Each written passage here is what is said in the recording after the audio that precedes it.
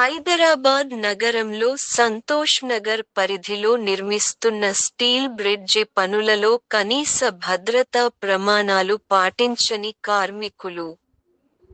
నిర్మాణంలో ఉపయోగిస్తున్న iron material జారి వాహనదారులపై పడితే జరిగే నష్టం ఊహించడానికే భయంకరంగా ఉంది.